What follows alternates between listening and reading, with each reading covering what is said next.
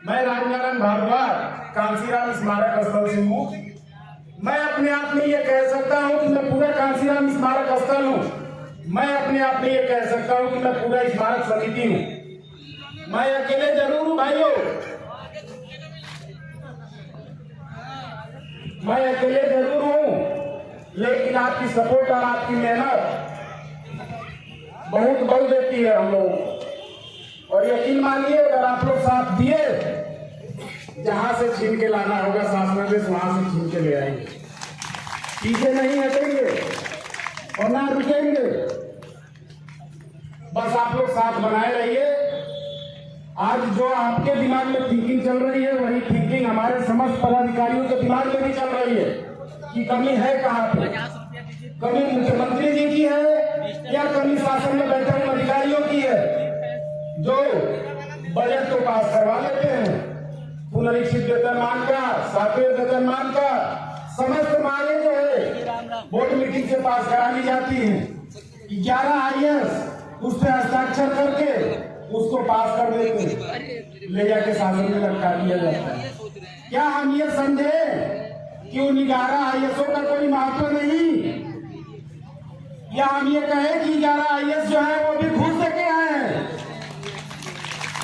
घूस दे के नहीं आए हैं मित्रों, पढ़ के लिख के आए हैं।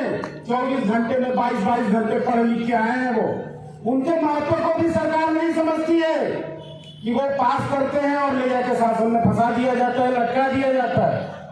सारी मांगे हमारी जो है कि बोर्ड मीटिंग से पास है, सारी फाइलें शासन स्तर पर लंबित है, लेकिन शासनादेश नहीं दिया जाता है। हम किसे दोषी दे? मुख्यमंत्री को कोसे या उन अधिकारियों को कोसे जो सिस्टम के नीचे बैठे हैं? आखिर हमसे चाहते क्या है? वही वित्त विभाग हमें बजट देता है, और वही वित्त विभाग जब शासनादेश देना होता है तो तमाम प्रकार की क्वेरी लगा देता है। ये पूछता है इनकी आय है, इनकी आय कितनी है। जब बजट पास करते हो तब तुम्हें नहीं पता चलता है कि स्मारक समिति की आय क्या है। तब तुम्हें ये नहीं समझ में आता है कि हम किस उद्देश्य से, किस ध्यान पे इनको बजट दे दिए। शासनादेश की बारी आती है तो तमाम प्रकार की क्वेरी लगा के लटका देते हो। आखिर चाहते क्या हो महोदय? क्या चाहते हो हम कर्मचारियों से? पत्र के माध्यम से अवगत करा दो, अगर हमारे बस में होगा तो हम वो भी पूरी कर देंगे। हम आए थे चार दीवारी के अंदर झाड़ू और पोछा करने के लिए, लेकिन इन अधिकारियों ने हमें चार दीवारी से बाहर लखनऊ के कोने कोने में लगा दिया। और हम गए, हम साफ सफाई भी किए। सरकार का एक मिशन चल रहा था, स्वच्छ भारत मिशन, उसके अंतर्गत भी हमने योगदान किया। तमाम नेता अभिनेता ब्रांड एम्बेसडर बन गए, उसके फोटो खिंचवाए, सेल्फी लिए। सही मायने में तो उसके ब्रांड एम्बेसडर सफाई कर्मचारी ही हैं। सफाई हम करते हैं, हमारा नाम नहीं होता है। हमारी सेल्फी कोई नेता अभिनेता या देश के प्रतिष्ठित मीडिया कोई नहीं लेता है कि सफाई तो ये कर रहे हैं, नाम हो रहा है किसी नेता अभिनेता का। चंद मिनट के लिए झाड़ू पकड़ लेते हैं, फोटो खिंचवा लेते हैं। भारत स्वच्छ सफाई अभियान में जो है अपना योगदान दे रहे हैं। योगदान जो दे रहा है उसकी जो है कि मांगे पूरी नहीं करते हैं। लखनऊ का कोना कोना हमने साफ किया, जहां लगाए हम वहां चले गए, हमने कभी मना नहीं किया। फिर बात जब हमारी मांग की आती है तो आप काहे नहीं सुनते? क्या हमने सचिवालय नहीं साफ किया या हमने विधानसभा नहीं साफ किया? अगर आप बताए हम वहां भी चले आएंगे। कोई पुलिसकर्मी हमें नहीं रोक पाएगा, कोई प्रशासन नहीं रोक पाएगा। हम झुंड में ना सही टुकड़ों में आ जाएंगे विधानसभा पे, पूरा विधानसभा साफ कर देंगे। हमारी मांगे दे दीजिए, हमारी जो भी मांगे हैं सुन लीजिए। हम आपसे निवेदन करते हैं, यहाँ पे जो हमारे पुलिस प्रशासन के लोग बैठे हैं, मैं इस मंच के माध्यम से मैं उनसे ये पूछता हूँ कि आपकी ड्यूटी लगाई गई है इस धरना स्थल में, हम 6 दिन से यहाँ बैठे हैं, आपने हमारी कौन कौन सी बात पर पहुंचाई? आपके द्वारा हमारी वार्ता हुई कि आपने दोबारा पूछा कि इन लोगों का क्या हुआ, ये फिर भी बैठे हुए हैं। और अभी अगर हम निकलते यहाँ से जाने के लिए तो आप रास्ता रोक दोगे, गेट बंद कर दोगे। मैं आपको बताता हूँ, मेरी बात सुन लीजिए। हमारी जो मांगे हैं पुनः आप प्रयास करिए, पुनः बात करिए कि इनकी मांगों का क्या हुआ। नहीं तो आप रोक नहीं पाएंगे सर, हम रुकने वालों में से नहीं, हम अपनी मांग लेके ही मांगेंगे। मैं उस क्रांतिकारी जिले से हूँ मेरे भाइयों, जो सन 1942 में आजाद हो गया था। देश तो 1947 में आजाद हुआ था। मैं रुकने वालों में से नहीं हूँ और ना मैं डरने वालों में से हूँ। मैं आपकी परेशानियों के लिए जहां जाना होगा जाऊंगा, मेरी पूरी टीम जाएगी। सिस्टमेटिक तरीके से ये धरना चल रहा है, ये चलता रहेगा जब तक हमारी मांगे पूरी नहीं हो जाती। हमें आपका साथ चाहिए, सहयोग चाहिए, तन मन और धन। लास्ट वाले की कमी हो रही है, इस पे ध्यान दीजिएगा आप लोग। तन मन धन, जब तक ये तीनों नहीं मिलेगा हम सफल नहीं हो पाएंगे। हमारी भीड़ कम होती जा रही है, हमें ऐसा लगता है। इसको बढ़ाइए, सहयोग करिए, साथ दीजिए। आप ही हमारे लिए हमारी शक्ति है और आपकी शक्ति हम हैं। जब हम दोनों मिल जाएंगे कोई रोक नहीं पाएगा। ज्यादा से ज्यादा की संख्या में आइए। मैं उन अधिकारियों के यहाँ लगे कर्मचारियों से भी आग्रह निवेदन करता हूँ, भाइयों चले आइए, आके इस धरने में शामिल हो जाइए। ये मांग केवल यहाँ बैठे कर्मचारियों की नहीं है, आपकी भी है।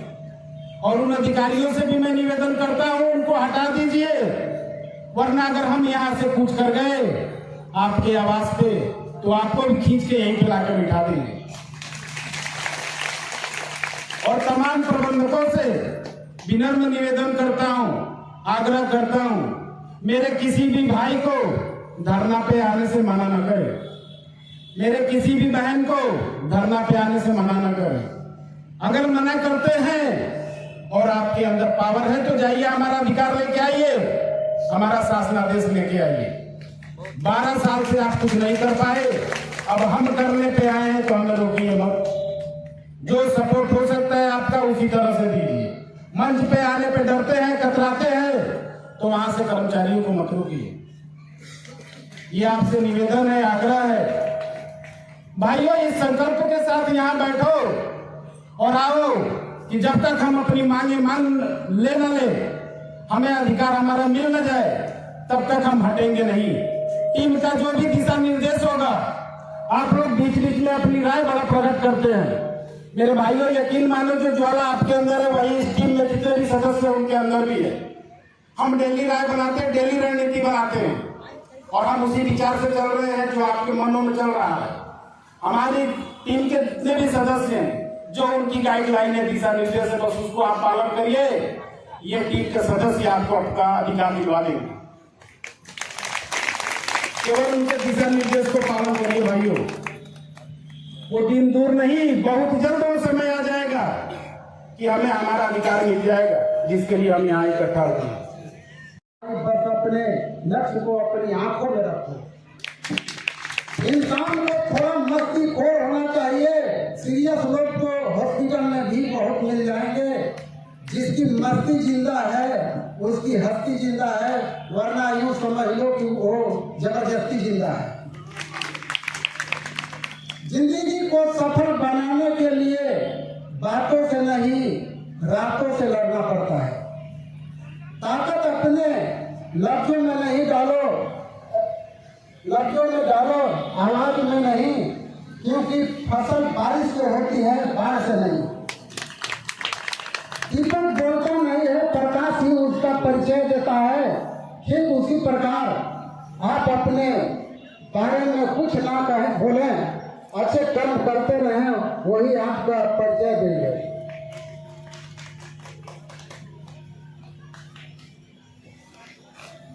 आज बादलों ने फिर से साजिश की, जहां मेरा घर था वही बारिश की।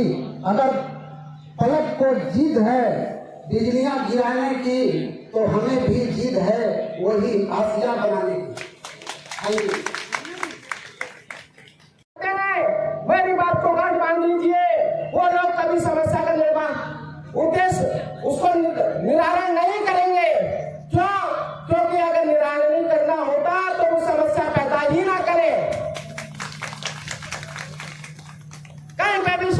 में ये लिखा हुआ नहीं है कि कर्मचारी धरना करे और आप जो लाठीचार्ज करे या उसके वादों को नाम मंजूर करते हुए उस पर लाठी बरसाएं। किसी आर्टिकल में नहीं लिखा हुआ है। और उसकी सेफ्टी करने के लिए कर्मचारी के लिए हर आर्टिकल में लिखा हुआ है, हर कदम पे आपकी सपोर्ट में लिखा हुआ है। लेकिन उल्टा हो रहा है, जो कुर्सियों पे वो लोग बैठे हुए हैं वो कुर्सियां आपकी हैं, लेकिन आसानी से मिलता नहीं है कुछ भी। उसका उल्टा चल रहा है। 550 लाल बत्ती गाड़ी है इस देश के अंदर, 100 वो कब्जा करे हुए हैं। आपको कुछ नहीं मिलने वाला, बिना लड़ाई के कुछ नहीं मिलता। इसलिए भाइयों, मेरा कहना है संविधान के दायरे में रहकर ही आपकी विजय होगी, अन्यथा नहीं होगी। और ऐसा भी नहीं कहा जा सकता कि योगी आदित्यनाथ जी मुख्यमंत्री जी को मालूम ना हो आपकी समस्याओं का। बहन जी तक को मालूम है, लेकिन उनको मालूम नहीं हो सकता है। लेकिन कोई ना कोई पेच वो दबा रहे हैं जिससे कि वो अपने आप को शिकार बचा रहे हो।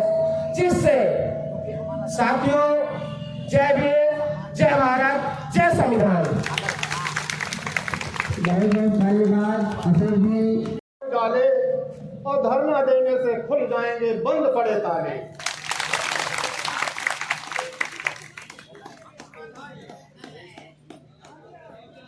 जाए तो जाए कहाँ, धरना देने की नौबत आई। जाए तो जाए कहाँ, धरना देने की नौबत आई। अरे थोड़ा वीडियो बना लो भाई, और साथ में रहता है ना तो देखते रहते हैं, जो भी काफी दिन चले। शुरू करें, चलिए मिलेगा वीडियो आपको। और जाए तो जाए कहाँ, धरना देने की नौबत आई। रक्षक ही भक्षक बन बैठे, रक्षक ही भक्षक बन बैठे। अपनी जान बचाऊं कहाँ, धरना देने की नौबत आई। अधिकारी बहरे बन बैठे, अधिकारी बहरे बन बैठे। अपना कष्ट बताऊं कहाँ, धरना देने की नौबत आई। जाए तो जाए कहाँ, धरना देने की नौबत आई।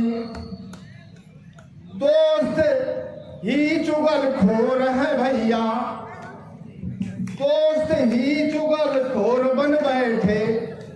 इन्हें समझाऊं कहाँ, धरना देने की नौबत आई। जाए तो जाए कहाँ, धरना देने की नौबत आई।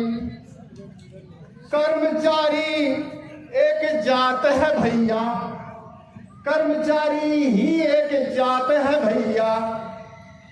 बारंबार बताऊं मैं यहाँ, धरना देने की नौबत आई। जाऊं तो जाऊं कहाँ, धरना देने की नौबत आई। ना कोई ऊंचा और ना कोई नीचा, और ना कोई ऊंचा ना कोई नीचा। एक समान है यहाँ, धरना देने की नौबत आई। जाऊं तो जाऊं कहाँ, धरना देने की नौबत आई। बहुत धक्के खाए यहाँ, और बहुत ही धक्के खाए हैं यहाँ। तब जाके बुद्धि आई, तब जाके बुद्धि आई। धरना देने की नौबत आई। जय हिंद, जय भारत, जय भीम, जय भारत। बहुत बहुत धन्यवाद।